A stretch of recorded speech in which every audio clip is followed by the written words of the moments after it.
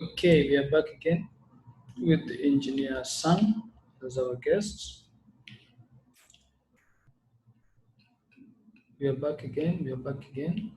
Normally, I give breathers, so I think because of my settings, that's why Engineer you went off.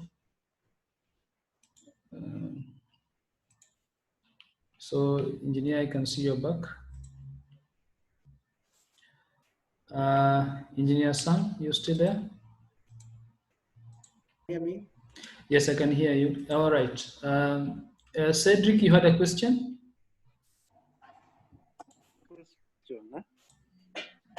Yes, I had a question.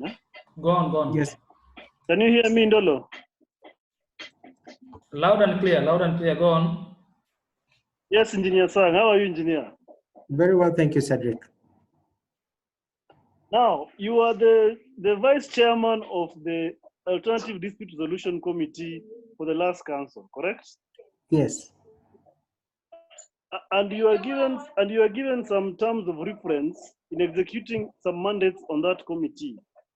Right. Two of the main mandates that you were given by the last council was to, number one, come up with a framework of having dispute resolution mechanisms between members in the institution, correct? True. Right. Number two, one of the things you're supposed to do was to come up with a framework of solving disputes between a member who has a conflict with the institution, correct? True. Now, at the time the committee was being formulated in 2018, there were cases where members of the institution had cases in courts with the institution.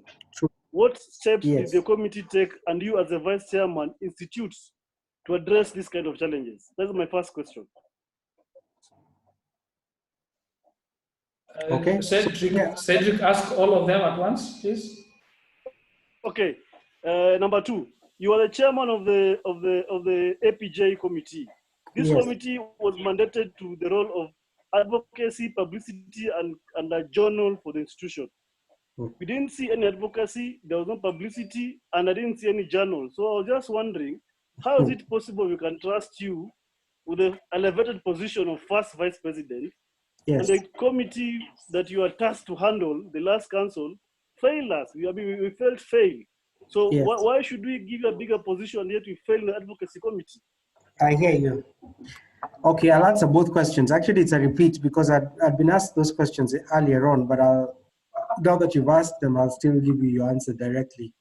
First of all, what have we done with regard to the last case? Now, true, there were some grieved parties who went to court, and what happened was that some of those court cases, apart from one, was withdrawn. I'll talk about what happened and why one team withdrew and we still have one ongoing, which is very obvious, and you know who's still in court. Now, what steps were taken? Deliberate steps of ADR were instituted by none other than our president, Engineer Collins Juma, with a team to go and seek audience with all complainants from against IEK. And I can tell you the outcome. The outcome was our senior engineer, that is Engineer James Mwangi and Duga, withdrew, having gone through successful mediation, chose to withdraw their case against IEK, and that you can ask them independently. And I think Engineer Mwangi has mentioned it even during our previous SGM, and we're very proud of it because a successful ADR mechanism of mediation took place. However, we still have one case in court by one of the presidential aspirants. Why it is still in court leaves a lot to be desired, because he was part of the people and who was sat down, talked to, and said, look, if it's an issue of presidential elections, which we all lost, and actually I was part of the aggrieved parties because I was in the previous council that was actually thrown out. Apart from that, I did not take the institution to court. But with that understanding, we say the institution is bigger than any one individual. But we still have option. We still said people have a right to choose. And you cannot dictate. You cannot dictate to an individual to choose either to accept ADR, which was provided, or to go to court and remain in court. So what I can say, and this is what I mentioned to all parties, really, the institution is bigger than any individual. And if a member chooses to go to court without seeking an alternative dispute resolution mechanism, which has been provided for, because we are all members. I've never met you, I don't know you, but if we have an issue, we can always talk and even use third parties to negotiate. And I can say this, you should judge people by their character and their goodwill towards the institution. I can tell you, we will leave IEK, all of us at some point, but we have to ensure that we leave a stable institution for posterity. Now, if one chooses to fight the institution that purports to be serving them, that leaves a lot to be desired in terms of the level of leadership, right? So I hope that answers the issue about ADR. It has been successfully done by the committee, not directly, but through our representatives, our more senior members. And that, by the way, advocacy being led by our none other than our president himself, Engineer Collins Juma. Engineer, So the second question on let's APJ. have some APJ. Let's have some respect for the engineer that is still in court, so we don't question his character. It is his constitutional right. Exactly, that's what I said. It's his constitutional right. Yes. And I said everybody has got a constitutional right. So it does not cast aspersions. It should not cast aspersions. It should not cast aspersions on the committee. Yeah, but I just want us to have records that for him to go to court does not question his character. It does not. Yes. And I said he has a constitutional right to go to court. All right. And then an answer to Cedric's question is very clear. Yes. You see, the committee Let Cedric, what are you saying?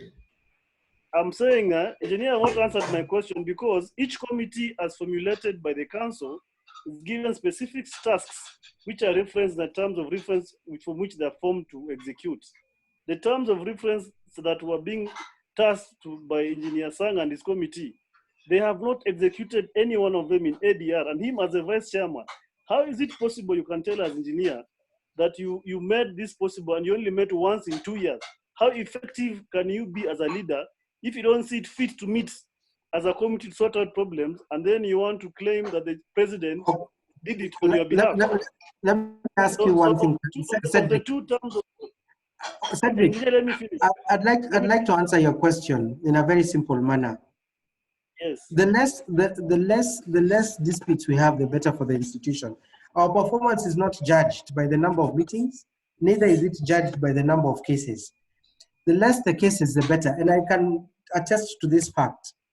The very fact that we did not have cases to meet to discuss is a plus in itself. It meant that, one, we did not have people who are so much aggrieved. And the ones that were held were to handle the ones that were brought forward to the institution. ADR committee's role is not to go out to look for cases to resolve. No, that is not the role of the committee. The committee is there to provide the service as and when need arises. So let us make it very clear on that point. Performance cannot be judged by the number of cases. If there are 0 cases, that's 100%. And that 100% performance means it is good, not negative. And I think that is a perception. Because one, at the end of the day, the question we should be asking is it good to have so many disputes? Right? Hello? Yes, I can hear you. You can hear me. I do not know what is, okay. Yes, I can hear you. Post attendee. It's okay. The success, I do not know what has happened to my screen. The success of an institution is not determined by the number of cases you resolve.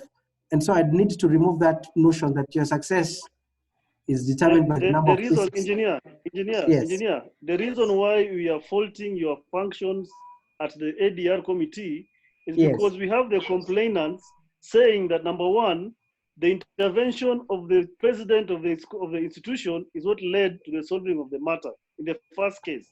And number two, we have the complainant on record saying, even despite having committed to come to meet the council more than 5 times the last 2 years, there was no movement from the council in sorting out this matter. And yet we have a sitting committee. Is that So on my question record? again is this. It's on record, yes.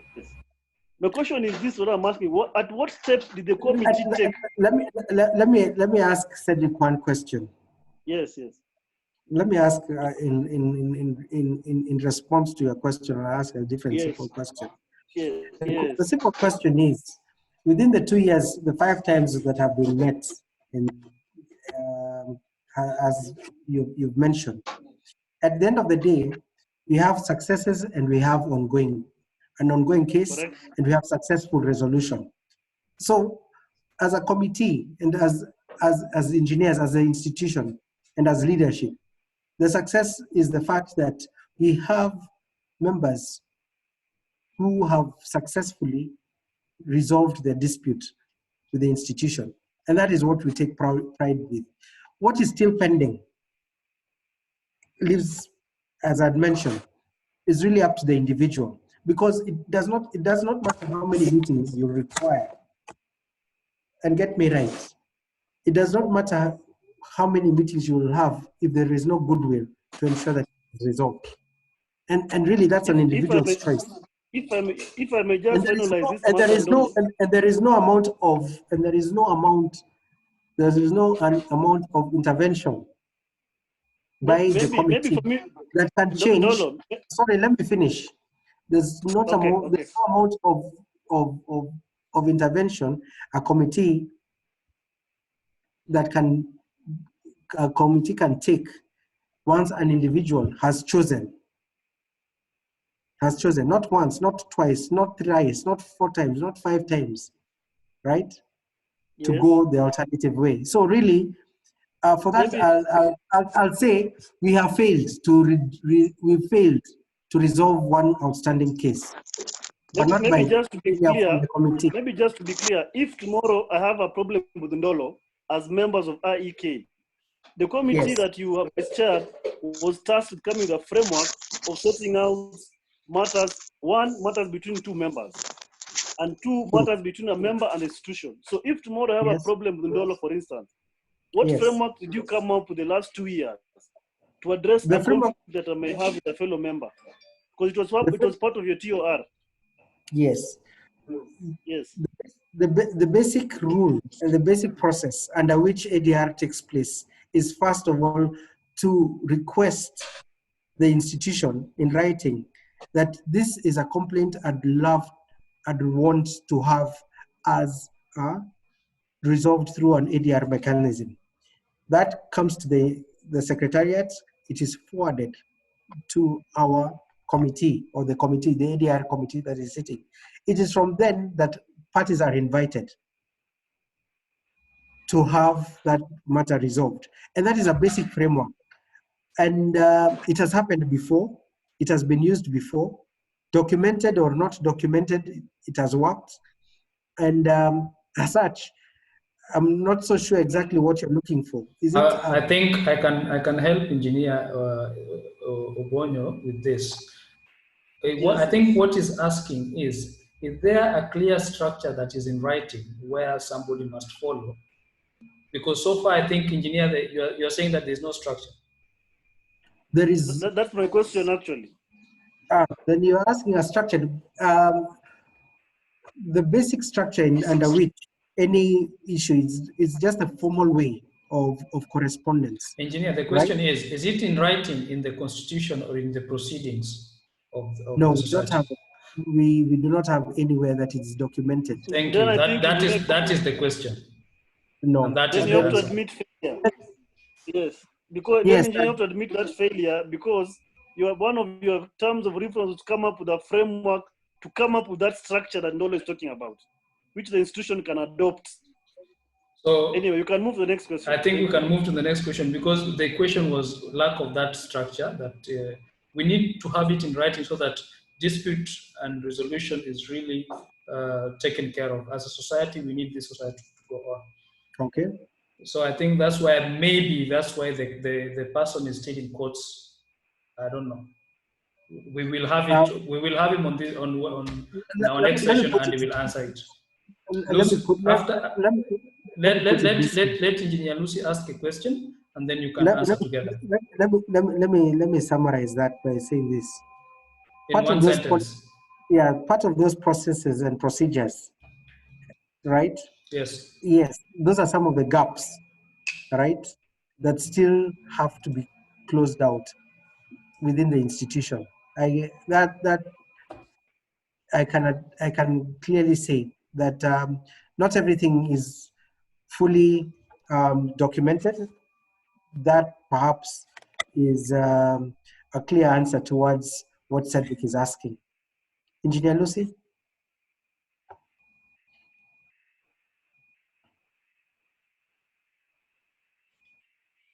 Lucy, where is she? Lucy, your mic is on. Hello? Yes, hello. Can you hear me? Yes, you can ask a question, please. So good evening, everyone. First of all, I wish to acknowledge Engineer Sang as my senior and my good friend that did not discourage me from going for the same position as him and a high position. You know, where sometimes you can get advice that you're shooting too high or go low. I think he believes in democracy, and despite us being friends, I told him I'm going for first VP. He said he was going for first VP. And for us, the position is may the voter decide. I don't know if Engineer Sang, you have a different opinion, but I respect you for that. Okay. So my question, that was a comment. So my question is, you've said you haven't met frequently because there were no many disputes. Correct? Okay, maybe I can say what we did in other words. Okay, let me just finish and then you'll explain. But yes. You said that you might not have met because there were no disputes. I'm just wondering, what is the TOR of an ADR? Because in the absence of disputes, the same committee would spend time educating members about ADR mechanisms. When does ADR come? Like awareness creation of what is ADR, because I'm sure most of us do not even understand what is ADR. Maybe they don't even know whether it exists. And and also publicity is not also left to the publicity committee alone. I would expect that there would be newsletters and updates posted about what is ADR, because if you look at other associations internationally, you will find the ADR committees always posting newsletters explaining new developments in ADR globally. So, I mean, apart from solving disputes, I would expect the same committee to be an educative sort of training committee. So in the absence of dispute meetings, then there would be also be very busy doing these other tasks. And what's the last thing? And I don't know, does IEK have like a service level agreement or a performance requirement that the committee reports quarterly or monthly? The way you're telling us there were no disputes, I think it would have helped if every month or every quarter there is an update report on what's happening with ADR. Okay. Thank you, Lucy. Thank you, my colleague. What I'd like to say first and foremost with regard to ADR is regards to what we focused on, apart from what has been mentioned in terms of the mediation that had been done earlier on. But in terms of focus, what we spent more the previous part of last year dealing with was on issues with regard to the ADR policy. We have a national ADR policy under which IEK as key stakeholder as a professional body was involved in. Now, part of the policy that was being drafted over last year, there were several stakeholder engagements whereby the role of the engineer in the ADR framework at a national level was required. And that is what we spent our time dealing with, and giving our contributions as to what role can engineers play in the ADR mechanism. That is what we did as a committee, and reported on the same during our meetings and reports for the ADR committee specifically. So at least there was something on that particular front. Suffice it to say that yes, you pointed out a very clear issue of writing down reports and say educating members, member education with regard to what ADR is all about. I think that was not done in terms of trying to educate members on ADR, but I believe as part of member education, that is one key area that can be taken up by the next council in terms of member education. Member education has primarily focused on other areas, and you can attest to that fact. Most of the member education has primarily focused on issues concerning the reports, how to do your reports for graduate engineers, so on and so forth. But none has been that specific with regard to what you're saying. But what you're saying, Lucy, that is an area the incoming training committee and membership education that is charged with member education can take up as a new area for focus in addition to their primary role. So I hope that basically covers an opportunity for further growth in terms of the knowledge base for engineers. But primarily, to sum it up, that is the area of focus. We focused more on policy issues at a national level. And that may not have been felt at a ground level, but we're on record on the same as having given our contributions for the national policy on ADR that took a greater part of last year. Thank you. Yes. Thank you. And on the status update reports, anything like that, or it's something that the new council needs to work on? What status update? Please. Whether the ADR is dealing with any cases. You see, the same way you're telling us there were no cases to meet, there were only 2. So maybe it's important for the membership to also be aware, like what's annually or quarterly, like a status report of the status of ADR within IEK. Okay, maybe what I can say is this, and actually this is the key, the key function in terms of reporting to the institution.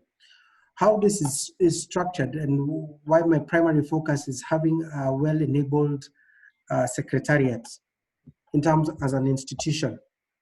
The ADR committee, my envisioning, and this is how I'm perceiving going forward, are like board committee members. But in terms of day-to-day operations, and this is the challenge that we have at the institution in terms of a strengthened secretariat, we have various functions that will be the day-to-day running and requirements and activities of an individual with whom we hope to engage to strengthen the institution. So all the policies, procedures, all the issues in terms of reports and updates will be carried out by the specific individuals within the secretariat, if you can imagine that. And ADR committee then takes up management issues, give policy direction, and you have a working secretariat. And that is how an institution outlives the individual in any scenario. And that is what we want to strengthen.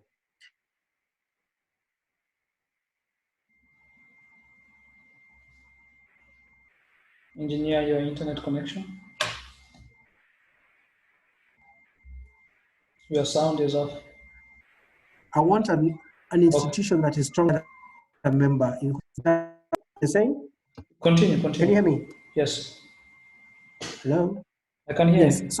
So I'm saying this is what I'm focused on, so that the next institution, during the next council, we have a well-established secretariat that will be running the day-to-day operations. And one of the key operations, especially when it comes to issues like ADR updates, issues on publicity updates, marketing updates, that becomes the job of an individual on a day-to-day basis.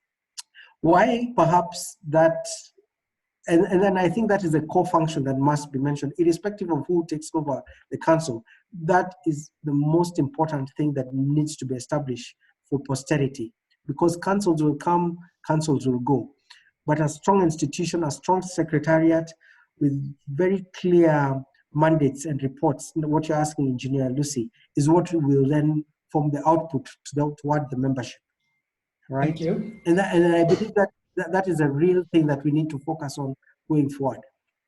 Thank you. I think in short, what you're saying is what I'd asked earlier about proper functioning infrastructure that does not depend on the goodwill of the person or Yes. individual holding the office. Any other question? Anybody with a question? Cedric, Exactly. wait a minute. Cedric, I know you have a question. Just a minute. Any other member that has a question? Diana, Korir, Nelson? All right, Cedric, one question.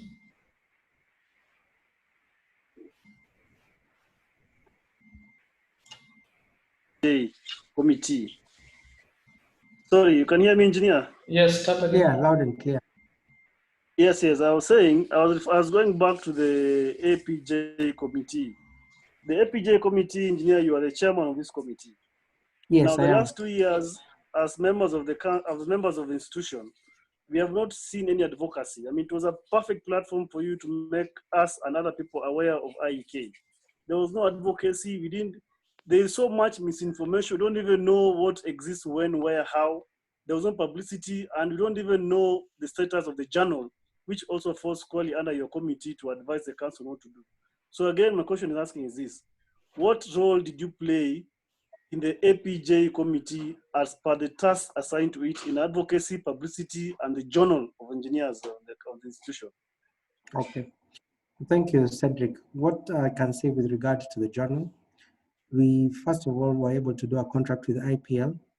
We were able, secondly, to get a copyright on Kenya Engineer.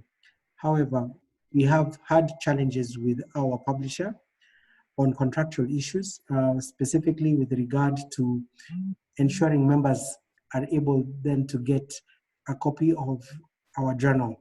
And that is an ongoing issue. Secondly, with regard to publicity and the advocacy part, I think I stand corrected on this particular matter. But it is very, the very fact that you did not see, say, AK Sang's picture or face in the media does not mean advocacy did not do any job. And I mentioned earlier, there are various incidences that happened that were broadcast on live media. And I think if you go to our website, you'll be able to see some rebuffs that were made and comments that were made by engineers concerning some incidences that have happened on that, some disasters that happened in Kenya. We had members from Western Branch attending to some incidences in Western Kenya. Likewise in Nairobi, up to and including my Honorable First Vice President, Jane Mutilili and Honsek, attending to some fires, which I had mentioned earlier. And those were areas of publicity and advocacy on issues that perhaps I would say represented the institution. Now, maybe to correct the perception that has been created that APJ or advocacy is a committee's role, no. And that is something that must end going forward in terms of how do we perceive and how do we carry out advocacy as an institution. When AK Sang or any of his members or any member of the council or any person who has been delegated, and Mark, you delegated that responsibility to speak on behalf of the institution on any issue, that is a role of advocacy. It may not necessarily be done by an individual. And that must come out very clear. The committee provides the framework under which as an institution, you have that role being projected, and that is the advocacy role. How everything we do is on behalf of the institution, irrespective of which branch you are. And therefore, unlike the perceptions that have been created, the incidents that were reported on, the news clips that were done, the media, the media sessions that were carried out in previous past, during the past council period, is attests to the fact that, unlike in previous years where none of that happened, there has been advocacy carried out by IEK. Okay, so in short, you're saying, in short, I'm saying this, going forward, and this is what advocacy will be. During the last, and publicity, and what I'd like to say is this, going forward, one of the key things that was mentioned during the last AGM, the last conference, one of the resolutions that have been passed on is committee of experts for different fields. All right. To be able to present IEK in different fora. Now, those will be individuals, but the role they'll be playing will be advocacy role. Now, my question is in a yes or no question. Engineer, because our time is also running, I always give 3 sessions maximum for everybody. So right. My question is this, in a yes or no scenario, should we wait for a disaster to happen for IEK to appear on ground? No. Then it means that advocacy should always happen, even making appointment with the media houses to at least articulate some of the issues when necessary, right? Yes or no? Yes. Yes. Yes. So somehow we need, a lot is there to be done, yes? Yes. Thank you. Now, in the next 7 minutes, I would like you to... Before engineer finishes, Ndolo, can yes. I just ask one final one on the same question? If you can ask one question of a yes or no. Very quickly. Yes. The last 2 years, we have had buildings collapsing. We have had engineers being beaten on site. We have had an EBK with no board for the last almost 1 year. We have never seen or heard IEK come out with even a statement before a media house. So the question is this: how can we say we have had advocacy and publicity, yet we have had issues bedeviling engineers, and there's been no statement or anything to indicate that IEK is concerned, even to the general public? All right. Engineer, you answer that and you give your parting shot. I'll answer him. And it's unfortunate that what I can say, the time the EBK board perhaps was beyond, had not been gazetted. I can tell you for a fact, the number of interventions that we tried to get through to the CS who was supposed to appoint, the number of meetings that we've tried to persuade the CS to do, which is undocumented, but I can tell you for a fact that you can verify from any council member up to and including the president. Now, that is not documented in terms of, or publicized or said that we went to look for the CS who was meant to. No, that is not documented. But that was advocacy that happened. You did something. It cannot be, I mean, there was so much pressure that was put by IEK Council, and I'll not say take credit as a member. No. I'll allowed my president, Thank you. Engineer Thank Juma. Thank you. So, contrary to that belief, contrary to that perception that there was nothing that was done, is very unfortunate. But what I can say, if that would be the policy of trying to broadcast every meeting that you attend just to push agenda for, so be it. But the truth of the matter is, maybe that's what we need. We have to be loud. Maybe that's what we need. We want to be loud outside. Perhaps. So in 3 minutes, can you give us in a clear manner your mandate, your job description as the first vice president, your manifesto, what you're going to try to achieve, measurable, and call on your voters to come out and vote for you? Okay, thank you. My core mandate as the first vice president, my focus primarily my first role will be to deputize the president, one in meetings at the council. But more importantly, my role will be to champion issues of administration, the administration of the secretariat. And that is my rallying call, anchoring transformative leadership. And why do I say anchoring transformative leadership, transformational leadership? The simple reason is where we are as an institution, we have to create an institution that outlives council members. And that is what I am for.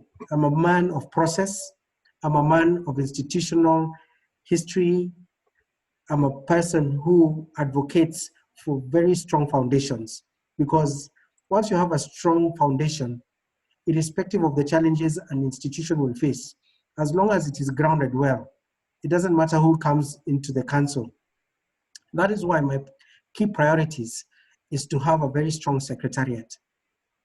I was there when we recruited our very first CEO, something that had never happened in IEK, walking through this transformation to where we are with our current CEO. But more importantly, to support the CEO with managers for different departments in line with our strategic plan, with policies, procedures, and build a strong secretariat. That is my core focus in terms of establishing an institution for posterity. Second is the School of Engineering.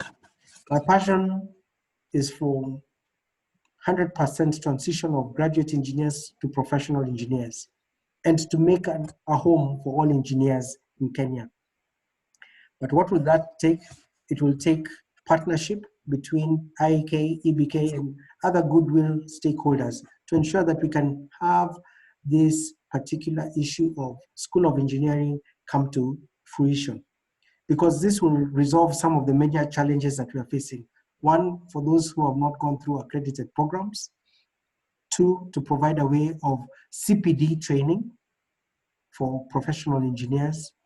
And thirdly, and more importantly, for helping cover up gaps, especially in terms of skill in the ever-changing technological world that we live in, and provide a home for engineers. And that school is what I feel is a critical anchor, which will help resolve some of these historical problems that we've had as an institution and as an engineering fraternity.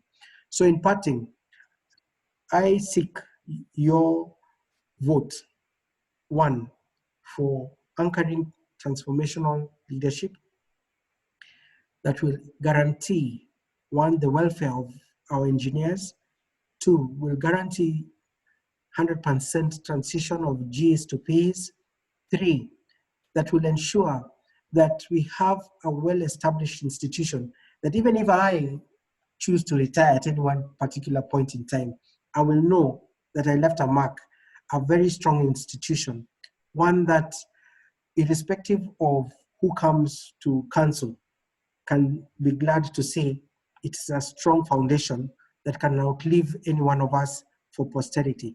And that is what I stand for as an engineer, and hope that in choosing me as your first vice, with the experience that I've learned as an ordinary council member and the contributions that I've made, not only at the national office, but at Coast Branch and the Western Branch, having grown from the grassroots at the reform and with the reform agenda to where I am, I seek this elective position to all the membership, saying that I'm here to serve, having gathered experience from all the branches and the council as an ordinary member, to serve as your first vice president, as a leader who is true to the cause and the call of establishing an institution for posterity. And that is my rallying call. Thank you. Thank you, engineer. Thank you so much for being our guest. Diana, do you have anything to say?